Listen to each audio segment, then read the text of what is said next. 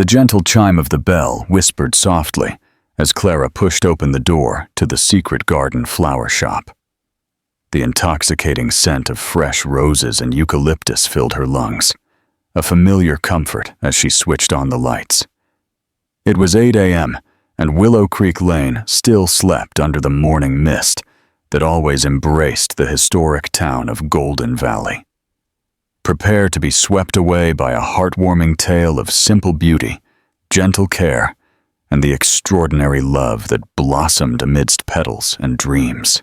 Before we immerse ourselves in this beautiful story, let us know in the comments where you are joining us from, and be a part of this special moment. If this tale touches your heart, please give us a like and subscribe to our channel for more inspiring stories. Clara Monroe, 26, possessed hands that seemed destined to work with flowers. She inherited not only the shop from her mother, but also a special gift for breathing life into arrangements that told stories. Each creation held a piece of her soul, a technique passed down through generations of Monroe women. "Good morning, Mom," she whispered, gently touching the framed portrait on the counter. The photo showed a woman with a warm smile, surrounded by sunflowers. The same woman who taught her that flowers weren't just plants, but messengers of feelings. Clara's morning routine always followed the same sacred ritual.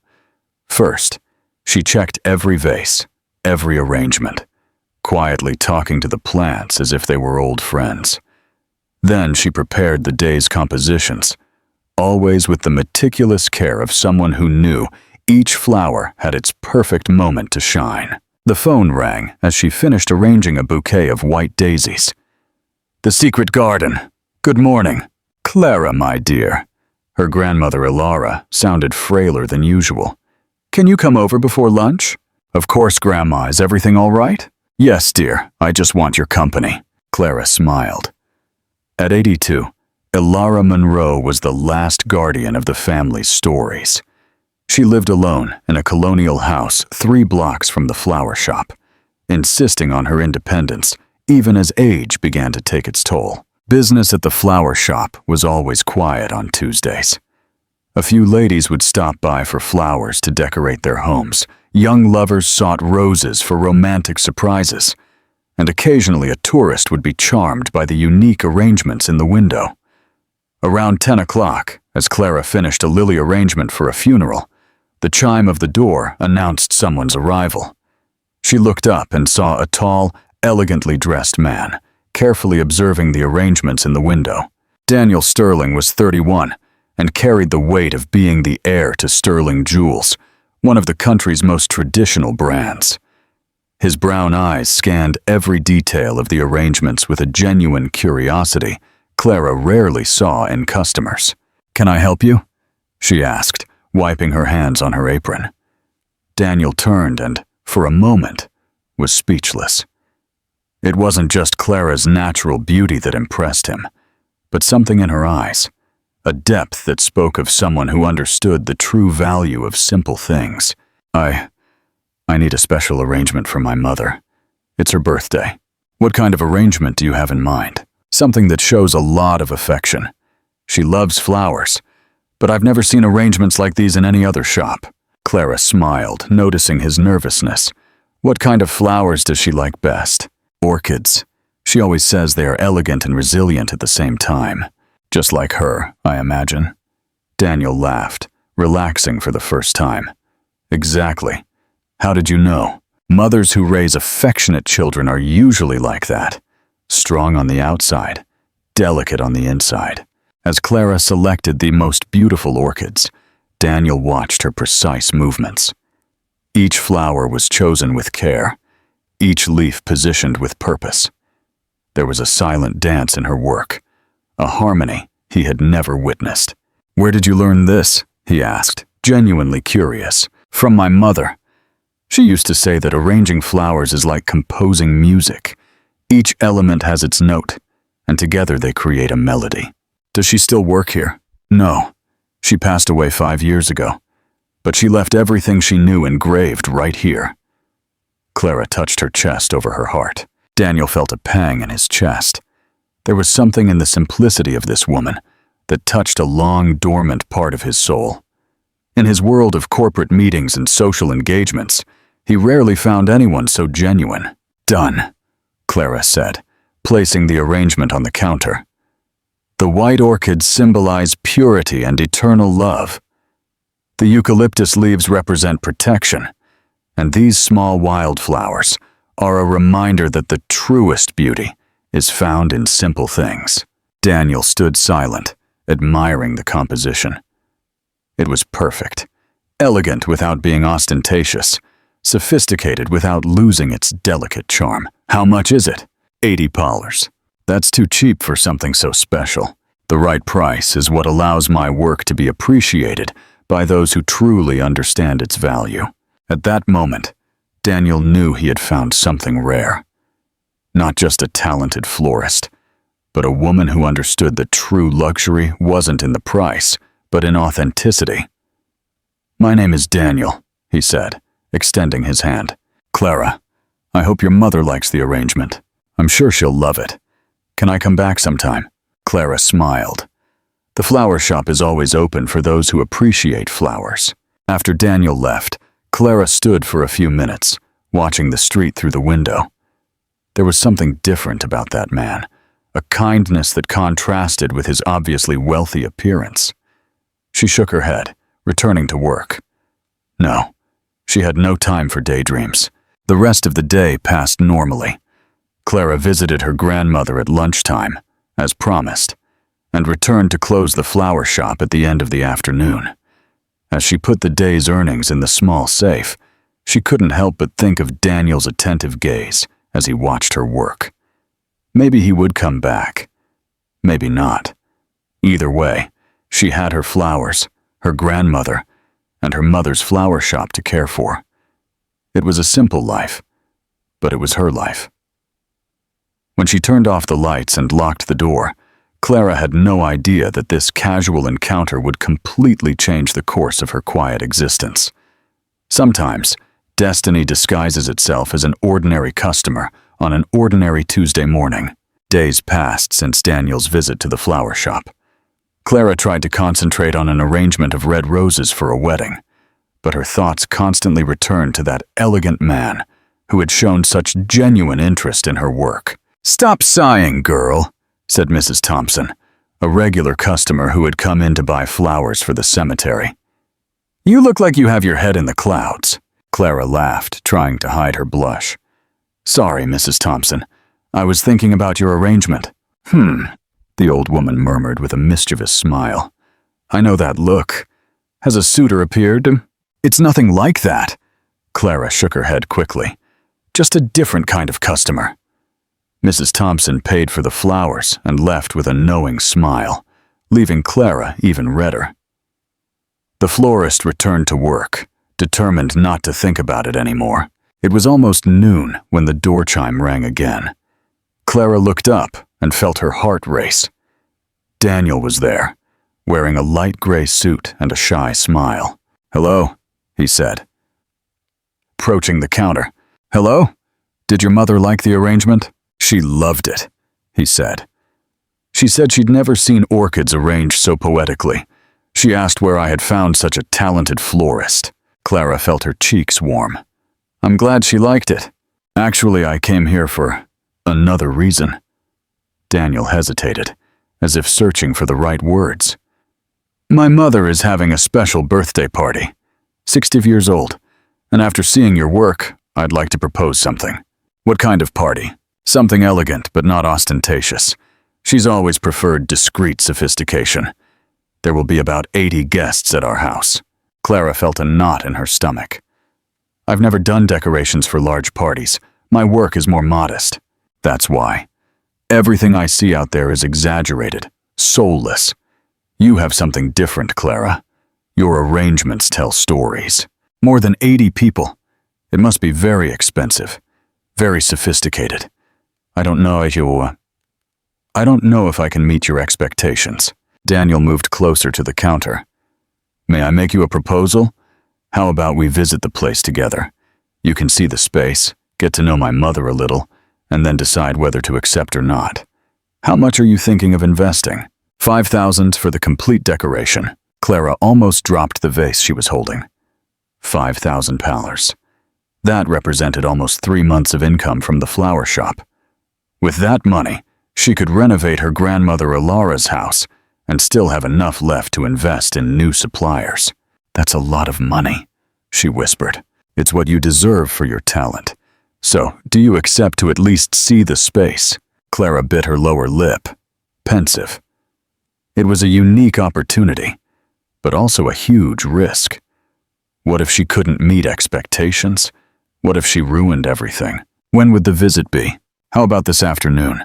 Can I pick you up at 5? I'll close the flower shop at 5:30.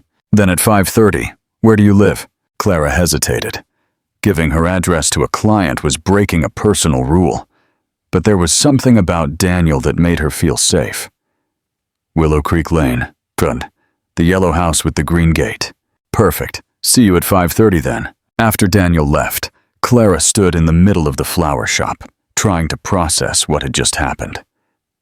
£5,000. An elegant party. A man who seemed genuinely interested in her work. At 5, she closed the flower shop early and rushed home. She lived in a small, semi-detached house 2 blocks from the flower shop, a simple but cozy place she shared with 2 rescued cats, Violet and Daisy. My goodness, what am I going to wear? She murmured, opening her small wardrobe. Her clothes were all simple, practical for working in the flower shop. She chose a discreet floral dress and flat sandals. Nothing too elaborate, but clean and tidy. At exactly 5:30, a black car stopped in front of her house. Daniel got out and walked to the gate. He was wearing jeans and a white shirt, more casual than before. Punctuality is a rare virtue, he said, smiling. I learned it from my mother. She used to say that time is the most valuable thing we can give someone. The car was comfortable, but not ostentatious. During the ride, Daniel told her about his mother, Mrs. Evelyn, a woman who had raised 3 children practically alone while her husband traveled for work, and who now dedicated her time to charity work. She always liked flowers, but she never had time to cultivate them. Now that she has more free time, she created a small garden in the backyard of the house. What kind of flowers does she grow? A little bit of everything. Roses, geraniums, some aromatic herbs, nothing too elaborate, but she cares for it with affection. Clara smiled. People who care for gardens have a special soul. When they arrived at the Sterling house, Clara had to control her expression of surprise. It was an elegant mansion, but not extravagant. Classical architecture with well-kept gardens in the front. It's beautiful, she said sincerely. My mother always preferred good taste to ostentation. Come, I'll show you where the party would be. The backyard garden was even more impressive. A spacious area with covered and uncovered sections, a discreet swimming pool, and flower beds that showed Mrs. Evelyn's personal care. This would be perfect, Clara whispered, already visualizing the possibilities. Are you seeing anything? Many things. Hanging arrangements on that pergola, centerpieces that complement the flowers in your garden, a floral entrance to welcome guests. Daniel watched Clara's face light up as she spoke. There was a genuine passion in her eyes, an artistic vision he rarely found in his social circle. Clara! A female voice called from the house. An elegant lady, with gray hair pulled back in a low bun, approached, walking through the garden. She wore a simple but well-cut dress, and her smile was warm. Mom, this is Clara, the florist who made your birthday arrangement. Oh, my dear. Mrs. Evelyn took Clara's hands in hers. What wonderful work. I've never seen orchids arranged with such care. Thank you so much, Mrs. Evelyn. Daniel brought me here to see the space for your party. And what do you think? Too pretentious for a simple lady like me? Clara laughed. On the contrary, it's a space that exudes natural elegance. Your flowers show that you have excellent taste. See, Daniel, I told you she had a special eye. Mrs. Evelyn winked at her son. How about some coffee? We can talk about her ideas. For the next hour, The three talked about the party, about flowers, about life. Clara discovered that Mrs. Evelyn was a cultivated and sensitive woman who had raised her children with strong values despite the family's wealth. "You know, Clara," Mrs. Evelyn said as she poured coffee, "I have a confession to make. Daniel talked so much about you that I was curious to meet you." "Mom!" Daniel's face flushed. "What? Is it true? He said you have a special talent and that your arrangements have soul. And now I see he was right." Clara felt she had found not just a client, but a kindred spirit. "Then I accept to do the decoration for your party," she said, surprising even herself with the decision. "How wonderful!" Mrs. Evelyn clapped her hands. "It will be unforgettable." On the way back home, Daniel was more talkative than usual. "Thank you for accepting," he said. "My mother is already enchanted with you. She's special. I can see where you get your kindness from." "You think I'm kind?" "Of course. It's not common to find someone who cares so much about the details, who really wants to understand another's work." Daniel stopped the car in front of Clara's house, but neither of them mentioned getting out. "Can I ask a question? Personal?" he asked. "You can. Did you always want to be a florist?" Clara smiled. "Always. Since I was little, I helped my mother in the flower shop. She used to say I had fairy fingers for dealing with plants." "And you never thought about expanding, opening other stores?" "No. I prefer to do well on a small scale than poorly on a large scale. Quality has always been more important than quantity to my family." Daniel nodded, pensive. "That's a beautiful philosophy. And you? Did you always want to work with jewelry?" "Not exactly. I inherited the responsibility. But I'm learning to find pleasure in the work, especially when I find people like you who create art with their hands." Clara got out of the car, but before closing the door, she turned to him. "Daniel, can I ask a question too?" "Of course. Why do you trust my work so much? You don't even know me well." He smiled. "Sometimes we recognize quality when we see it. And you, Clara, have something special." After Daniel left, Clara stood for a few minutes at the gate, looking at the stars. For the first time in a long time, she felt that something important was about to happen in her life. She didn't know yet if that scared her or excited her. Perhaps it was a bit of both. Inside the flower shop, surrounded by the familiar scents and the flowers she had known since childhood, Clara began to prepare some of the smaller arrangements for the party. As she worked, she couldn't stop thinking about Daniel's gaze when he told her she inspired him. Something was growing between them, something that went far beyond a simple professional partnership. And for the first time since her mother's death, Clara allowed herself to imagine that perhaps it was time to let someone into her heart. Mrs. Evelyn's party was in 3 days. 3 days to put all the plans into practice, to show her talent on a grand scale, to discover if she was ready to take a bigger step in her career, and 3 days to understand what she truly felt for Daniel Sterling. Saturday dawned with a clear sky and a gentle breeze. Perfect weather for Mrs. Evelyn's party. Clara woke at 5 a.m., her stomach fluttering with nervousness and anticipation. "You can do this, my dear," she whispered to herself in the bathroom mirror. "Mom would be proud." At 6 a.m., Daniel arrived with a van to transport all the flowers and materials. He also brought 2 assistants he had hired especially for the setup. "Good morning, boss," he said, seeing Clara already fully dressed and ready for work. "Good morning. Did you sleep well?" "I barely slept. I keep thinking if I was too hasty yesterday." Clara stopped arranging the flowers she was organizing and faced him. "Daniel, I need to tell you something." His heart stopped. "Go ahead." "I accept." "Accept what?" "Both things. Your proposal for a professional partnership and—" She took a deep breath. "To give us a chance." Daniel was silent for a few seconds, as if he couldn't believe what he was hearing. "Are you sure?" "I am. I spent the night thinking. I talked to my grandmother, and I realized I was letting fear decide for me. I don't want that anymore. A slow smile spread across Daniel's face. You have no idea how happy that makes me.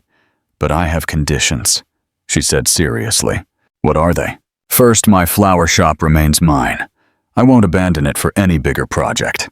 I totally agree. Second, we keep our personal and professional lives separate. If things ever go wrong between us, it can't affect our work. I understand and agree. Third, I want our partnership to be official. A signed contract, defined responsibilities. I don't want anyone to think I succeeded for other reasons. Daniel nodded, impressed by her maturity. You thought of everything. I learned to protect myself early on, not out of distrust, but out of experience. It's about Robert. I'm going to talk to him today. I'm going to decline his proposal, but politely. Maybe we can work together on specific projects in the future. He won't like it. Probably not, but it's my decision. Daniel approached her. Can I kiss you? Clara smiled. You can. But afterwards, we're going to lunch to talk about the partnership details. Always so practical. He laughed before gently kissing her. It was a sweet kiss, full of promise. When they separated, both knew they had crossed a line of no return. Now let's get to work, Clara said, her cheeks flushed. Lunch was productive. They defined the terms of the partnership. Daniel would be an investor and consultant, but Clara would maintain total creative control. He would help her with contacts, funding for equipment, and logistics for larger events. How much are you thinking of investing? She asked. £50,000 initially to renovate a larger space, buy equipment, hire assistants when needed. That's a lot of money, Daniel. It's an investment. I'm sure that in a year you'll have paid it back and still be earning much more. What if it doesn't work out? It will work out. But if for some reason it doesn't, the money is my problem, not yours. Clara squared her shoulders. I won't accept that. I'll sign a promise. If it doesn't work out, I'll pay back everything. You are incredibly determined, he said. But with affection. I am determined. It's different. That afternoon, Clara called Robert to schedule a meeting. I thought we were partners, he said when she explained her decision. Robert, I really appreciate your trust, but I decided to go another way. Does that way have a name? Daniel, maybe. Clara was irritated by his insinuation. My decisions are based on what I consider best for my professional future. Of course. Well, I hope you don't regret it. I won't regret it, but I'd like us to remain on good terms. Maybe we can work together on specific projects. Maybe, he said, but his tone was cold. See you later. When Daniel arrived later that afternoon, Clara told him about the conversation with Robert. He didn't react well, she said. Did you expect him to react well? No, but I don't like creating enemies. You didn't create anything. You just made your choice. That night, Daniel took her to dinner at a cozy restaurant. They wanted to celebrate the beginning of their partnership and also the start of their relationship. I have a confession, he said, as they toasted with wine. What? I fell in love with you the first day I walked into your flower shop. Really? Really? You were arranging lilies, totally concentrated. There was something in your expression, a peace, a dedication. I thought, this woman knows what love is. You were right. I love what I do, and I fell in love with you for that, for your passion, for your authenticity. And you? And I fell in love with your kindness, Clara admitted, for the way you listened to me, for the way you respected my work. Are we really doing this? He asked, taking her hand. Doing what? Starting something together, professionally and personally. We are. We're going to do our best. I promise I'll support you in everything, but I'll never try to change you. And I promise I'll trust you, even when my fears try to convince me ye otherwise. They sealed their promises with a kiss, oblivious to the other diners, lost in their own world. In the following days, Clara's life gained a new dynamic. Daniel helped her find a perfect warehouse to expand her work, a spacious area with good natural light in a strategic location, but still in Golden Valley. I don't want to stray from my roots, she said, when he suggested a place in the neighboring town. Your roots are part of who you are. I won't suggest you stray from them. The renovation of the new space began the following week. Clara kept the flower shop running normally, but spent her afternoons planning the layout of the new place with Daniel and the architects. I wanted to be functional, but also beautiful, she explained. A place where I feel inspired to create. It will be perfect, Daniel guaranteed. Mrs. Evelyn visited the construction site one afternoon and was delighted with the plans. You have so much talent, dear, she told Clara. And my son is happier than ever. He makes me happy too, Clara admitted. That's clear. You two complete each other. Do you really think so? I'm sure of it. But it's a new phase in the career of an exceptional artist. Clara Monroe represents the best of entrepreneurship. Talent, dedication, and authenticity. Thank you, Clara said, emotional. But none of this would be possible without the support of special people. My family, my friends, my clients who believed in me from the beginning, and especially someone who became my partner in life and in business. She looked at Daniel, who smiled proudly in the front row. Thank you for believing in me, she said directly to him. Thank you for letting me be part of your dream, he replied. The party was a success. Several clients placed new orders, and Clara realized that her life had definitively changed. When everyone left, she and Daniel were alone in the new space. We did it, he said, hugging her from behind. We did it. She leaned into him. Do you know what makes me happiest? What? That you're still you. Even with all this success, you haven't changed. I won't change, I promise. I know. It's one of the things I love most about you. You love me? She asked, turning to face him. I love you. A lot. I love you too, she said for the first time. It was a perfect moment, in the perfect place, with the perfect person. Clara finally understood that true love doesn't diminish us. It makes us grow. And she was ready to grow alongside Daniel, building a future together that would be as beautiful as the arrangements she created with such care. The new space was just the beginning. The best was yet to come. 3 months passed since the inauguration of the new space, and Clara's life had completely transformed. What began as a small flower shop on Willow Creek Lane now extended to a professional atelier that served clients from across the region. On a sunny December morning, Clara was putting the finishing touches on a wedding arrangement when Daniel arrived with a worried expression. Good morning, my love, she said, without taking her eyes off the roses she was adjusting. You're late today. I had an early meeting at the company, he replied, kissing her head. We need to talk. The serious tone in his voice made Clara stop what she was doing. Did something happen? Not exactly, but I received some information that might be important. What information? Daniel leaned against the workbench. Robert Davis is spreading rumors about our partnership, saying that you only succeeded because you're with me. Clara felt her blood run cold. He said that where? At a business event last night.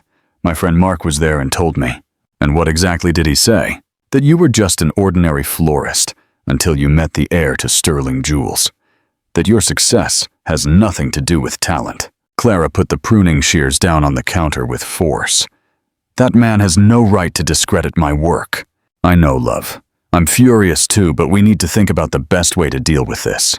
The best way is to prove him wrong. How? Clara walked towards the window, observing the movement on the street. Do you remember what we talked about, keeping our personal and professional lives separate? I remember. Maybe it's time to put that into practice for real. Daniel frowned. What do you mean? I mean, I'm going to prove that I can succeed independently of you. I'm going to take on work alone, without your help. Clara, that's not necessary. Anyone who knows you knows your talent is real. But not everyone knows me, and I can't stand the idea of anyone questioning my competence. Daniel approached her. You have nothing to prove to anyone. Yes, I do decide to myself. At that moment, the phone rang. Clara, she answered, still irritated. The Secret Garden flower shop. Clara, this is Evelyn Reed. Do you remember me? From my daughter's wedding. Of course, Evelyn. How are you? Well, thank you. Listen, I have a friend who is delighted with the work you did. She wants to hire you for a very special party. What kind of party? It's a book launch. The author is very well known, and the party will be at the most exclusive club in the city. 200 guests. A lot of media will be present. Clara felt her heart race. When would it be? In 2 weeks. I know it's short notice, but she insists she wants specifically you. Can I know who the author is? Isabella Fisher. Do you know her? Clara almost dropped the phone. Isabella Fisher was one of the most famous writers in the country, known not only for her books, but also for her good taste and social influence. Yes, I know her. It would be an honor to work for her. Great. Can I send you her contact? Of course. After taking down the information, Clara hung up the phone with a triumphant smile. Who was that? Daniel asked. My chance to prove that I can fly solo. She told him about Isabella Fisher's party, and Daniel immediately offered to help. No, she said categorically. I'm going to do it alone, Tasht. Clara, it's a very big event. You'll need support. I'll hire assistants, but I want it to be exclusively my work. Why are you doing this? Because I need to. For myself, for my mother, for all the women who fight to have their work recognized. Daniel sighed. Okay, but if you need anything at all, call me. Promise. I promise. That afternoon, Clara called Isabella Fisher. The writer had an elegant voice and went straight to the point. Evelyn showed me photos of her daughter's wedding. Your work is exceptional. I want something on the same level for my launch. Can you tell me a little about the book? I like to create decorations that resonate with the theme. It's a historical romance set in the 18th century. The protagonist is a French court gardener. I thought you could create something that refers to the gardens of Versailles, but with a Brazilian touch. Clara felt a wave of inspiration. I have several ideas. Can I create a project and present it to you? Perfect. We can meet tomorrow. The next day, Clara arrived at Isabella Fisher's mansion with a detailed project. The writer was impressed. You managed to capture exactly what I imagined, she said, flipping through the designs. These hanging arrangements imitating 18th century chandeliers are brilliant. Thank you. I've studied a lot about the era to create something authentic, and this entrance with arches of roses and jasmine will be magnificent. The idea is for guests to feel like they're entering a real garden. Perfect. How much did you charge for all of this? Clara took a deep breath. It was the highest budget she had ever quoted. This story is a poignant reminder that true strength isn't found in avoiding challenges or seeking external validation, but in embracing our unique talents and standing firm in our worth. It teaches us that authenticity and passion are far more valuable than perceived social standing or quick financial gains. Just as Clara's flowers bloomed with sincerity, so too can our own lives flourish when we trust our instincts, honor our roots, and bravely pursue our dreams, even when faced with doubts or those who seek to diminish us. Ultimately, genuine success is measured not by external acclaim, but by the quiet triumph of staying true to ourselves and allowing our inner light to shine. Your interactions are incredibly important to us. Please, leave your name in the comments below, and we would be honored to include it in one of our future stories with a special, personalized greeting just for you.